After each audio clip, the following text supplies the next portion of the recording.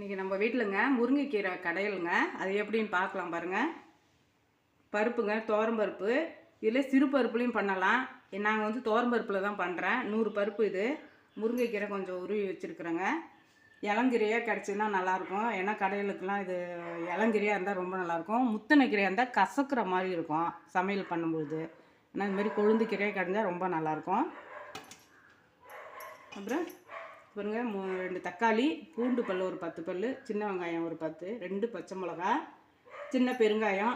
இதுதான் இதில் சேர்க்குறது. நம்ம இந்த கீரை வந்து நம்ம வாஷ் பண்ண முன்னாடியே இது உருவாத முன்னாடியே நம்ம கழுவுறது ரொம்ப கஷ்டம். இருந்தாலும் சத்தும் போயிடுவாங்க. ஆனால் இதேமாரி காம்பில் இருக்கக்குள்ளே இப்படி கழுவிக்கிட்டு நல்லா க்ளீன் பண்ணிக்கிட்டு, இதில் வந்துங்க வெளியில் வந்து சின்ன சின்ன வெள்ளை பூச்சிலாம் இருக்கும். அதை கொஞ்சம் கவனமாக பார்த்துக்கிட்டு நம்ம க்ளீன் பண்ணிக்கணுங்க. கழுவுக்குள்ளே நல்லா நீங்கள் வாஷ் பண்ணக்குள்ளே பார்த்துக்கிட்டிங்கன்னா ரொம்ப நல்லது. க்ளீன் பண்ணிட்டு பாருங்கள். அந்த மாதிரி நீங்கள் முன்னாடியே பண்ணிட்டீங்கன்னா அதுக்கப்புறம் நமக்கு ஈஸியாக இருக்கும். முருங்கைக்கீரை எல்லாருக்கும் உருவது தெரியும். இருந்தாலும் பாருங்கள், இப்போ வர பிள்ளைங்களுக்கெல்லாம் தெரிய மாட்டேங்குது. அது எப்படின்னு பாருங்கள். இதை பாருங்கள், சின்னதாக காம்பு மாதிரி இருக்கும். அது தனியாக வச்சிடணும். இது பண்ணிவிட்டு மெதுவாக அப்படி எடுத்துட்டோம்னா, இது கொழுந்துக்கிற அந்த காம்பு ஒன்று காம்பு இருக்கும், அதை எடுத்துக்க வேண்டியதான். அப்படி பண்ணிவிட்டு மெதுவாக உருவினீங்கன்னா அந்த காம்பு வந்துடும். சின்ன சின்ன காம்பாக இருக்கும் பாருங்கள். இதை மட்டும் இப்படி எடுத்துட்டு பாருங்கள், இந்த காம்பை ஒதுங்கிடணும். அவ்வளோதான். ஒரு ஸ்பூன் மஞ்சள் பொடிங்க, சின்ன ஸ்பூன் தான் அது. இது சமையலுக்கு யூஸ் பண்ணுறோம்ல மிளகா பொடிங்க, வீட்டு மிளகா பொடி தான் இது. இது கொஞ்சமாக யூஸ் பண்ணிக்கலாம். ஏன்னா காஞ்ச நமக்கு பச்சை மிளகா 2 தான் கொடுத்துருக்குறோம். அதுக்காக லைட்டான காரம், அவ்வளோதான், போதும். ஒரு சிலர் பச்சை மிளகாவும் சேர்த்துக்கலாம். எனக்கு ரொம்ப பச்சை மிளகா வேணாம், இந்த மாதிரி பண்ணால் தான் எங்களுக்கு பிடிக்கும். அது ரொம்ப காரமாக தெரியும், அதுக்காக இது சேர்த்துருக்கோம். பெருங்காயங்க, கட்டி பெருங்காயம். இந்த அளவுக்கு பருப்புனால பெருங்காயம் நிறைய சேர்க்கணும். நமக்கு வாய்வு அது ரொம்ப குறைஞ்சி, இது போட்டாலே குறைச்சிரும். அதுக்காக தான் இது. பாருங்க, பூண்டு ஒரு 10 பல் பூண்டு இருக்கும், பச்சை மிளகா இந்த 10 பல், வெங்காயம், சின்ன வெங்காயம் தான். இது எல்லாத்தையும் சேர்த்து வேக வைக்கிறோங்க. இது என்னென்னாங்க, அரிசி கழுநீர் தண்ணி, 4வது தண்ணி கழுவுனது முன்னாடியே சொல்லியிருக்கோம் உங்களுக்கு. இது சேர்த்துக்கிட்டோம்னா நல்லாயிருக்கும். நாங்கள் பண்ணுறது இது, அதனால பண்ணோம். உங்களுக்கு பிடிச்சா நீங்கள் பண்ணிக்கோங்க. அவ்வளோ தண்ணி எந்த அளவுக்கு வேணுமோ நீங்கள் வச்சுக்கலாம். ரொம்ப தண்ணி, பருப்பு வெந்த பிறகு தண்ணி ஊற்றினாக்கா பருப்பு வந்து மருந்த மாதிரி ஆகிடும். அதனால் இப்போ எந்த அளவுக்கு உங்களுக்கு தண்ணி தேவையோ முன்னாடியே சேர்த்துக்கோங்க. போதும் எங்களுக்கு தண்ணி.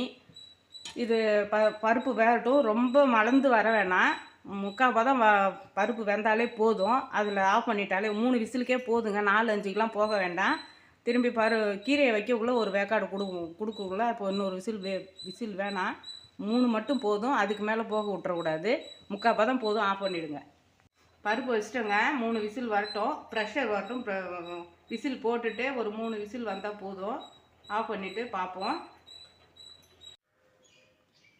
எண்ணெய் போட்டுருங்க. பருப்பு வெந்துருச்சு. ஒரு தாளிப்பு ஒன்று இருக்குது. இந்த வெங்காயம், தக்காளி, பூண்டு 3ஐயும் சேர்த்து வதக்கிட்டுங்க பருப்பில் ஊற்றி ஒரு கொதி வந்த பிறகு கீரை அள்ளி வைக்கணும். அதுக்கு தான் இது தாளிப்புது. காஞ்சிருக்குங்க. கொஞ்சம் கடுகு, ஜீரகம் 2, சும்மா 2 மிளகு,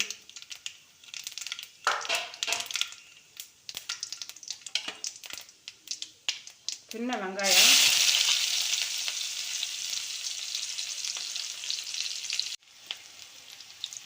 வதங்கிறதுக்காக கல் உப்பு, தக்காளி, கல் உப்பு கொஞ்சம் சேர்த்துருக்கேங்க.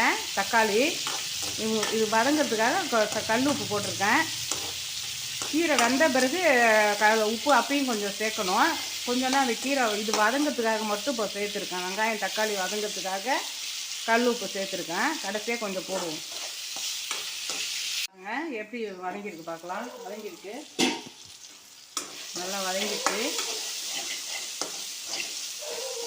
வெங்காயம், தக்காளி, பூண்டு, 2 கடுகு, ஒரு 1/2 ஸ்பூன் ஜீரகம், 1/2 ஸ்பூன் மிளகு, இதெல்லாம் போட்டு தாளித்து வதக்கி விட்ருக்கோங்க. இது ரொம்ப ஃப்ளேவராக இருக்குங்க. நீங்கள் இது மாதிரி பண்ணி பாருங்கள். பருப்புலையும் வேக வச்சுருக்கோம். இது தாளிச்சிருக்கிறேன். கொஞ்சம் வெந்த பருப்பு அதில் சேர்த்துக்கலாம்.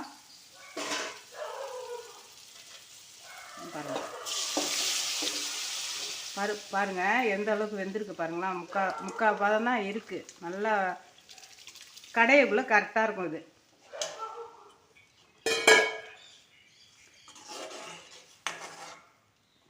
அவ்வளோதாங்க. கொதி வந்ததுன்னா கீரை மட்டும் அள்ளி வச்சுட்டு தேவையான உப்பு மட்டும் தேவையானது சேர்த்துக்கல. கொஞ்சம் அரை உப்பு இருக்குது, இன்னும் கொஞ்சம் போட்டால் போதுங்க.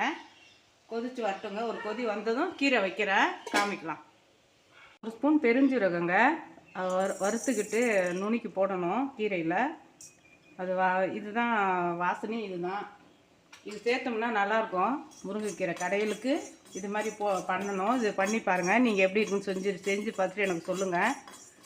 சிம்மிலே இருக்கட்டும் அடுப்புங்க. இது எதுக்குன்னா நல்லா ஃப்ளேவர் இருக்குங்க.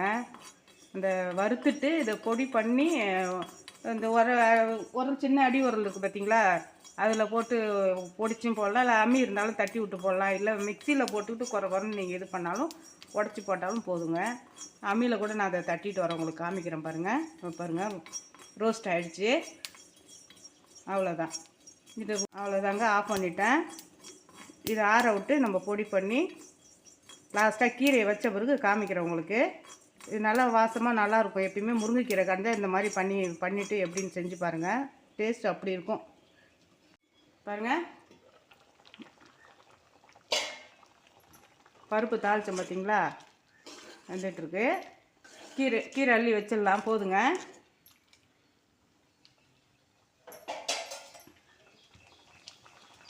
ஒரே கொதி தாங்க, ரொம்ப போட்டு கொதிக்க வைக்கக்கூடாது. கீரை கசந்த மாதிரி ஆகிடும்.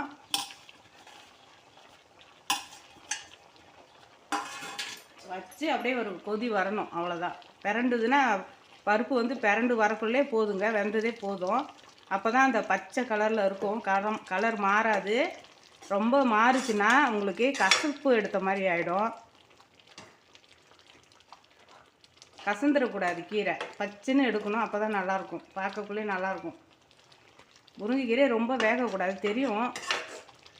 அதனால் இப்போ உள்ள பிள்ளைங்களுக்கு தெரிய மாட்டேங்குது. பாருங்கள் கொதி வருது பார்த்தீங்களா. அவ்வளோதாங்க, ஆஃப் பண்ணிடணும். கொத்து சட்டிங்க, கீரைலாம் கடையுள்ள அந்த சட்டி. இதிலே கல் சட்டி இருக்கும். அந்த கல் சட்டினா நமக்கு வந்து அந்த மாதிரி கீரைலாம் கடையக்குள்ளே அந்த கல் வந்து பிறண்டு வர்றதுக்கு வாய்ப்பு இருக்குது. இதே மாதிரி கொத்துன மாதிரி சட்டியாக பார்த்து வாங்கிக்கோங்க. இது நல்லது, நமக்கு எப்பயுமே எந்த தொந்தரவும் இருக்காது. இதெல்லாம் 3 வருஷத்துக்கு சட்டிங்க. அடுப்புலலாம் அடுப்பில் சூட்டு அடுப்புலாம் வைக்கக்கூடாது. அடுப்பில் வைக்கக்கூடாது. கீரை கடையை மட்டும் இது யூஸ் பண்ணிக்கணும். கீரை கடையினாலே அது கீரை கடையிற சட்டி தான் அது. இதோ மாத்திரை பாருங்கள், கலர் எப்படி இருக்குது பார்த்தீங்களா. இப்படி தான் இறக்கணும் கீரை. இதாங்க பார்த்தீங்களா, கடைஞ்சிடுவோம். மற்ற எடுத்துகிட்டு வந்து ஒரு கடை கடைஞ்சிடுறேன் பாருங்கள். ரொம்ப நைஸாக கடையக்கூடாதுங்க, 1-2 தான் இருக்கணும். முருங்கைக்கீரை போதுங்க. சும்மா லைட்டாக ஒரு கடைஞ்ச மாதிரி தான். அதை ஒரு டேஸ்ட்டுக்காக தான் இது மாதிரி கடைய சொல்கிறது.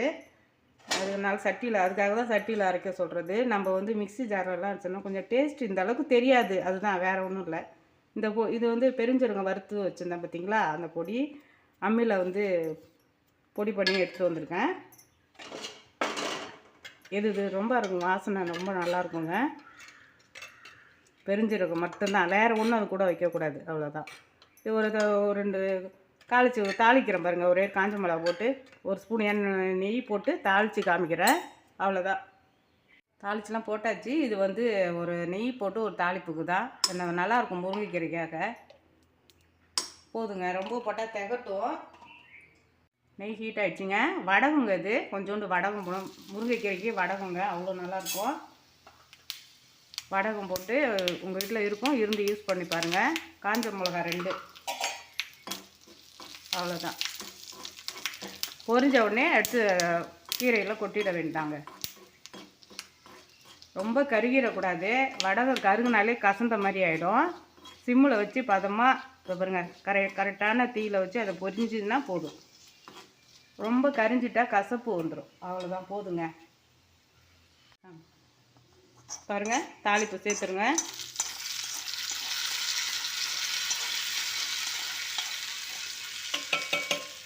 ரெடி ஆகிடுச்சு. எப்படி இருக்குன்னு நீங்கள் செஞ்சு பார்த்துட்டு சொல்லுங்கள். நாங்கள் இப்படி பண்ணி எங்கள் வீட்டில் இது மாதிரி பண்ணுவோம். நீங்களும் பண்ணலாம். இந்த மாதிரி எப்படி பண்ணுறீங்கன்னு, நீங்கள் டேஸ்ட் எப்படி இருக்குன்னு எங்களுக்கு சொல்லுங்கள். எங்கள் சேனல் புகழனி சேனலுக்கு சப்ஸ்கிரைப் பண்ணுங்கள், லைக் பண்ணுங்கள். இந்த சேனலில் ஒரு வீடியோவிலும் நாங்கள் சொல்கிறதுக்கு எங்களுக்கு தெரிஞ்ச ஒரு டிப்ஸ்லாம் உங்களுக்கு வீட்டு உபயோகத்துக்கு தேவையான டிப்ஸ் சொல்லிகிட்ருக்கேன். நீங்கள் சேனலை வந்து சப்ஸ்கிரைப் பண்ணிக்கோங்க. டெய்லி எங்களோட வீடியோவை பார்த்துட்ருங்க. நாங்கள் எங்களுக்கு தெரிஞ்ச ஒரு நல்ல உபயோகங்கள்லாம் உங்களுக்கு வீட்டுக்கு தேவையானது எல்லாமே உபயோகப்படுற மாதிரி நாங்கள் டிப்ஸ் சொல்கிறோம், பாருங்கள்.